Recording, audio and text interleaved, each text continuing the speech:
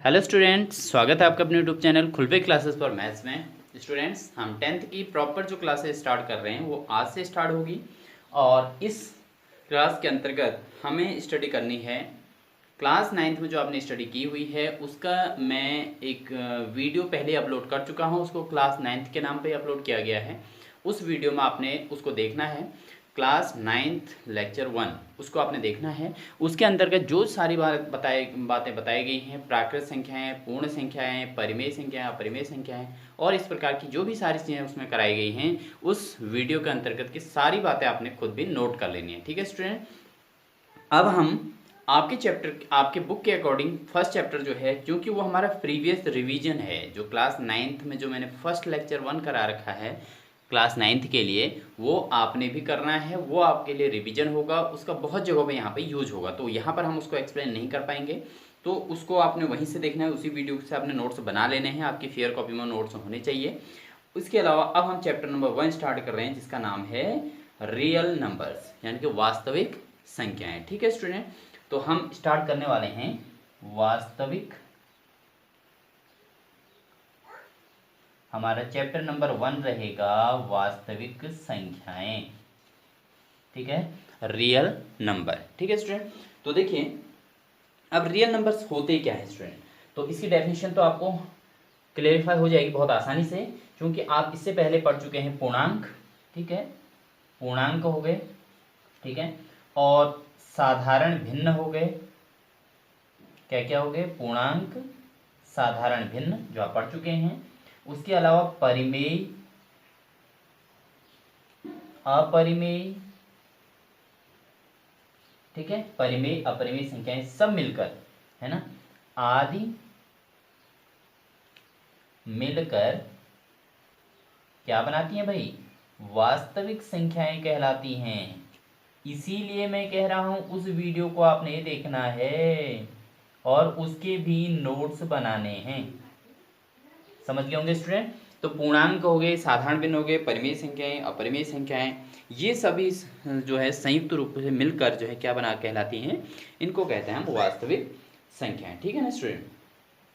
अब वास्तविक संख्याओं को जो है पूर्णांकों के आधार पर ही इनको भी समझा जाता है। तो इन वास्तविक संख्याओं को जो है, जो हमारा रियल नंबर टॉपिक है, इसको समझने के लिए हमें इसके अंदर हमारे सबसे पहले टॉपिक आता था यूक्लिड विभाजन प्रमेय का। यूक्लिड विभाजन प्रमेय का आती है, लेकिन कोविड-19 की वजह से इस प्रमेय का को सिलेबस से हटा दिया गया है। ठीक है स्टूडेंट, क्योंकि अभी भी कोविड-19 का ही चल रहा है दौर, तो इस सेशन के लिए भी ये कंटिन्यू हो सकता है, तो इसलिए हमें इस टॉपिक को नहीं करना होगा अभी। ठीक है ना, तो ये वैसे जो आपका यूक्लिड डिवीजन है ये आप क्लास 5th में भी कर चुके हैं। क्लास 5th में थोड़ा क्वेश्चन छोटे होते थे और यहाँ ये क्वेश्चन बड़े लेंथी हैं, जरा बड़े होते हैं। ठीक है, डिवीजन द्वारा किया जाता है, तो यहाँ पर अभी हम इस सिलेबस को के अकॉर्डिंग इसको हम अभी नहीं करेंगे। अब हम चैप्टर नंबर स्टार्ट करते हैं आपका, इसी के अंतर्गत एक्सरसाइज स्टार्ट करेंगे स्टूडेंट। एक्सरसाइज करेंगे हम 1.2 से स्टार्ट करेंगे। ठीक है, तो सबसे पहले हमें ये कहा गया है एक्सरसाइज 1.2 में जो बात कही गई है वो कही गई है आपकी कि निम्नलिखित संख्याओं में, देखिए क्वेश्चन नंबर 1 कहता है निम्नलिखित संख्याओं को अभाज्य गुणनखंडों के गुणनफल के रूप में व्यक्त कीजिए। अभाज्य गुणनखंडों के गुणनफल के रूप में व्यक्त कीजिए, तो ये इसमें कहा गया है।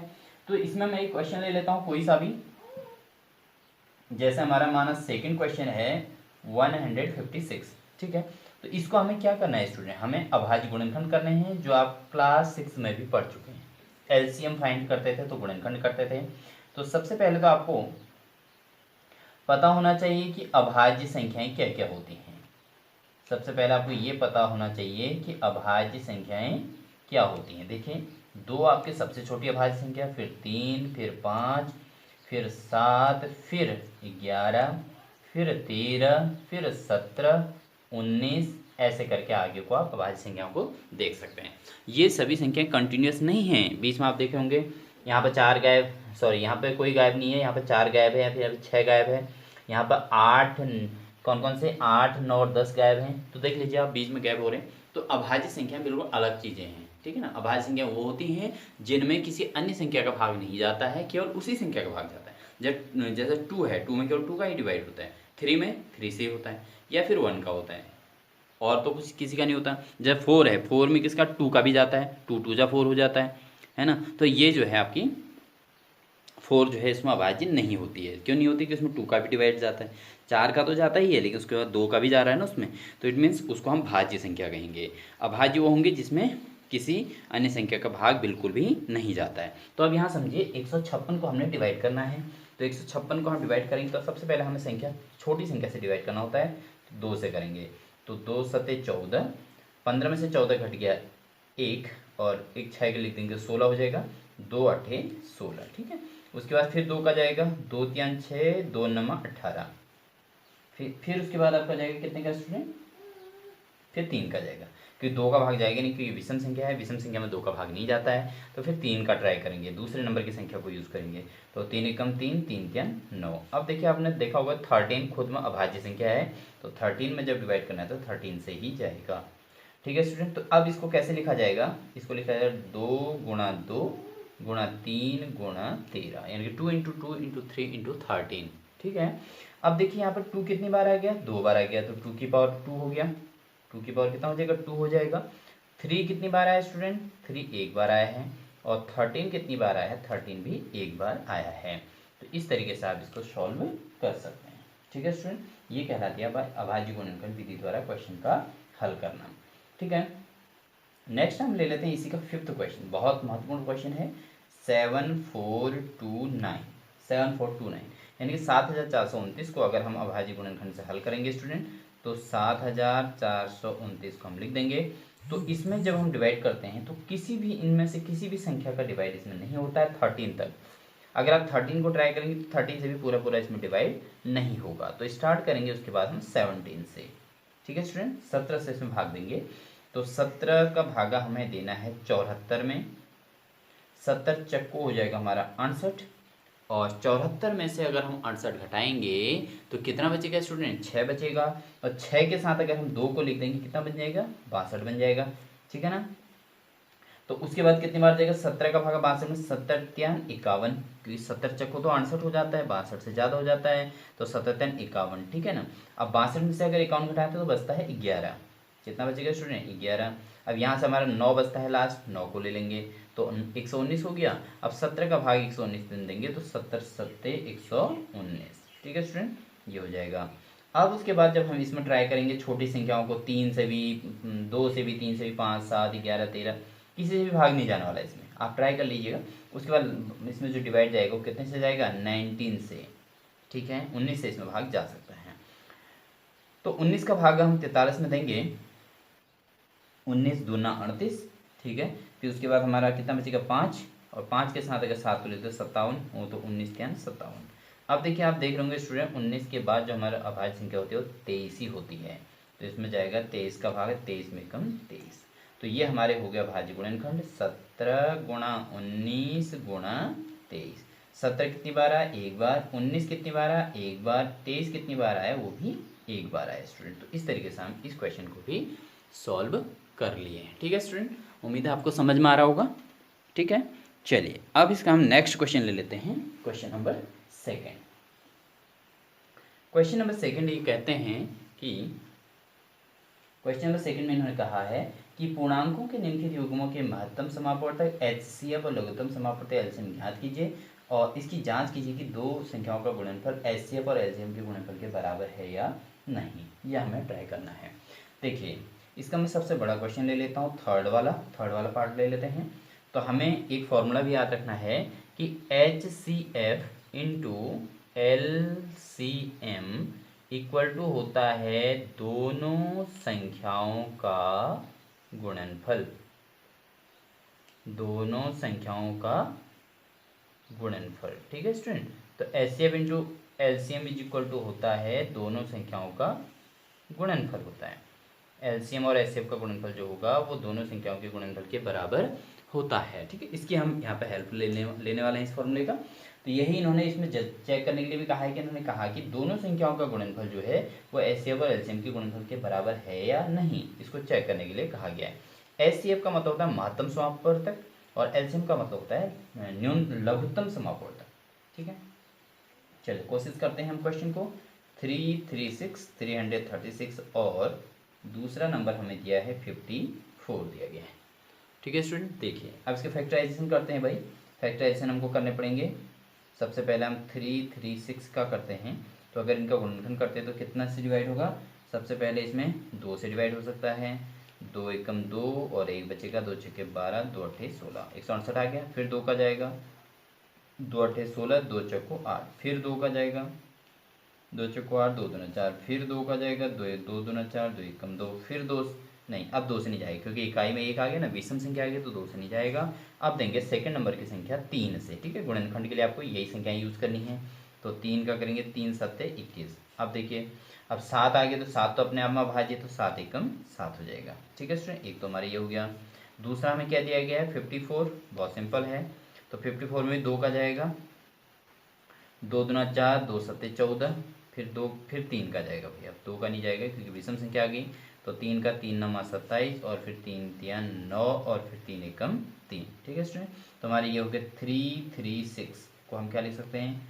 2 into 2 into 2 into 2 into 3 into 7। ठीक है, और नेक्स्ट हमारा है 54। 54 को क्या लिख सकते हैं? 2 इंटू 3 इंटू 3 इंटू 3। इसको इस तरीके से लिख सकते हैं। अब देखिए, हम इनका पहले निकाल देते हैं HCF, क्योंकि HCF पहले सिंपल होता है। तो HCF क्या हो जाएगा स्टूडेंट का? HCF वो नंबर होता है जो दोनों में कॉमन आए। देखिए, ये 2 दोनों में कॉमन आया है, एक तो 2 आ जाएगा, फिर 3 दोनों में कॉमन आए हैं, बस 3 आएगा। भाई इतने ही कॉमन है इसमें। तो 3 2 जा कितना आ गया स्टूडेंट? 6 आ गया। तो 6 इसका HCF निकल गया। 6 क्या आ गया इसका? HCF आ गया। अब निकाल देते हैं इसका एलसीएम। तो एलसीएम के लिए क्या करना पड़ता है? जो संख्याएं तो कॉमन है पहले तो उनको लिखा जाता है। ठीक है, 2 आ गया, दोनों में कॉमन था, लिख दिया। 3 दोनों में कॉमन था, वो लिख दिया। ठीक है, अब कुछ भी कॉमन नहीं है तो अब सारी संख्याएं आएंगी। 2 2 2 3 बार बच रहा है, इसको लिखना पड़ेगा। देखिए 2 कॉमन नहीं है, दो एक ही लाइन में है इसलिए इसको कॉमन नहीं कहते हैं। यहाँ 3 3 भी 2 बार बचा हुआ है तो 3 3 भी 2 बार लिखना पड़ेगा। और लास्ट आप देख लेंगे यहाँ 7 भी बचा है तो 7 भी लिख दिया जाएगा। अब इन सबको हमें क्या करना है स्टूडेंट? सबको हमें मल्टीपल करना होगा। देखिए अब हम इनका मल्टीपल कर देते हैं। तो 2 3 6, 3 दूना 6, 6 दूना 12, दूना 24, 24 दूना 48, 48। स्टूडेंट अब इनको जो मल्टीपल कर दिया हमारा, तो हमारा एलसीएम निकल जाता है 3024 निकल जाता है। ठीक है, तो इस तरीके से अब देखिए हमें क्या शो करना है। हमें ये कहा गया है कि HCF गुणा एलसीएम, ये हमको कहा गया। तो HCF कितना आया था हमारा? 6 आ गया था, और एलसीएम आ गया था हमारा 3024। इन दोनों को मल्टीपल करके कितना आना चाहिए? हमारे पास 336। दोनों संख्याएं क्या क्या थी? 336 है, एक हमारी संख्या क्या है? 54 है। इन दोनों को मल्टीपल करके जितना आएगा उसी के इक्वल आना चाहिए। ठीक है, तो देखिए 3024, इसको मल्टीपल हम 6 से कर देते हैं। तो 6 को 24 की 4 हासिल 2, 6 दूना 12 2 14 की 4 हासिल 1, 6 शून्य 0 1, 6 3 18। तो इन दोनों को मल्टीपल करके 18,144 आ गया स्टूडेंट। ठीक है, और यहाँ 336 को मल्टीपल करना है कितने से? 54 से। इसको भी कर देते हैं। तो 4 छके 24 की 4 हासिल 2, 4 3 12 2 14 की 4 हासिल 1, 4 3 12 और 1 13, 5 छके 30 की शून्य से लगा 3, 5 3 15 और 3 18 की 8 हासिल 1, 5 3 15 और 1 16।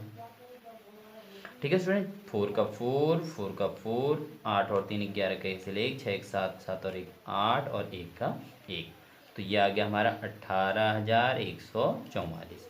अब आप देख रहे होंगे एलसीएम HCF हमारा 6 था, एलसीएम हमारा 3024 है। इन दो और दोनों संख्याएं थी 336 और 54। 336 और 54 को मल्टीपल करके 18,144, और 6 गुणा HCF एलसीएम करके भी 18,144 हमारा आ गया स्टूडेंट। ठीक है, तो यहाँ तक आपकी समझ में आ गया होगा। तो इस तरीके से इस क्वेश्चन नंबर 2 को आपने करना है। पहले उसका HCF और LCM निकालना है, क्लास 6 का बेस है, और उसके आधार पर फिर आपने इसको करना होता है।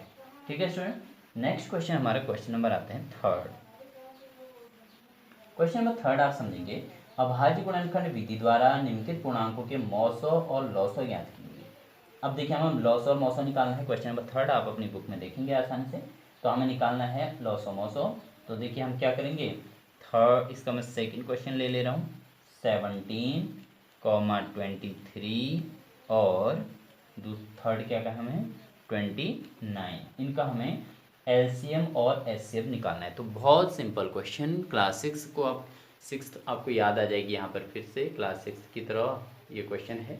ठीक है स्टूडेंट, तो 17, 23 और 29। ठीक है, तो देखिए 17 को हम क्या लिख सकते हैं भाई, 17 के गुणनखंड क्या होंगे, अभाज्य संख्या, तो 17 गुणा 1 हो जाएगा। 23 के गुणनखंड क्या होंगे भाई, 23 भी अभाज्य संख्या है तो 23 गुणा 1 हो जाएगा। 29 के गुणनखंड क्या हो जाएंगे, 29 गुणा 1 हो जाएगा। हो जाएगा ना स्टूडेंट। तो इस तरीके से अगर आप चाहें तो 1 को आगे लिख सकते हैं, 1 इंटू 17, 1 इंटू 23, 1 इंटू 29। ठीक है, अब इनका जो HCF आ जाएगा स्टूडेंट, तो HCF का मतलब वो होता है जो तीनों में कॉमन हो। तो यहाँ पर तीनों में अगर हम कॉमन की बात करें तो हमारे पास आ रहा है 1, तो 1 तीनों में ही कॉमन है, इसलिए 1 1 1 तीनों में ही है, इसलिए इसके HCF हो जाएगा। और जब हम इसका निकालेंगे LCM, तो LCM के लिए वो चीज़ होती है जो तो पहले कॉमन हो तीनों में ही, तो कॉमन तो 1 है, ये तो आएगी ही। अन्य क्वेश्चनों में ज़रूरी नहीं कि 1 ही कॉमन आए, और चीज़ें भी आ सकती हैं। ठीक है ना, आप उनको सेकंड क्वेश्चन में सीख चुके हैं। इसके अलावा 1 तो हो गया, उसके अलावा क्या आएगा हमारा 17, फिर मल्टीपल क्या आ जाएगा 23, 17 भी आएगा, 23 भी आएगा, और मल्टीपल क्या आ जाएगा 29। ठीक है स्टूडेंट, तो अगर आप इन तीनों को मल्टीपल करेंगे तो ये हमारा टोटल इनका जो मल्टीप्लिकेशन आएगा वो आएगा हमारा 11,339।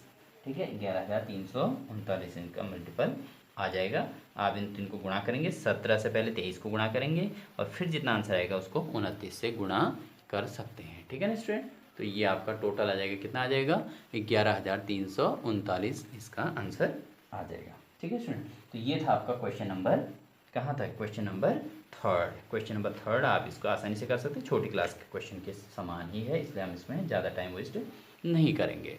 ठीक है स्टूडेंट, नेक्स्ट क्वेश्चन आते हैं।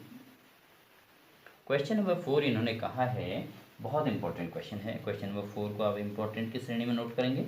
ये कहते हैं कि HCF, इन्होंने कहा है कि HCF हमें दिया है कितने का, 306 और दिया है 657।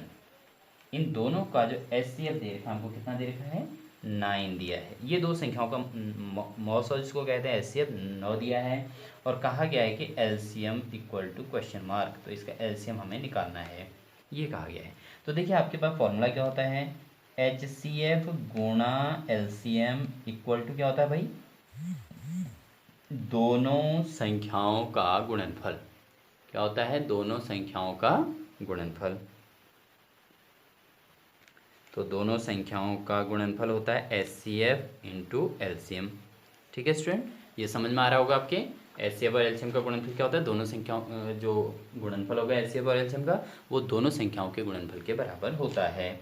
अगर हम इससे LCM निकालना चाहें तो हो जाएगा हमारा, क्या हो जाएगा भाई, देखो अब यहाँ पर HCF की वैल्यू रख दो 9 है, इन दोनों का HCF दे रखा 9 है, तो HCF की जो होता है ठीक है, HCF की हो गया 9 रख दिया, गुणा LCM की जो है LCM रख दिया, बराबर दोनों संख्याओं का गुणनफल। अब दो संख्याएं क्या हैं, एक तो है संख्या 306 और एक है हमारा 657।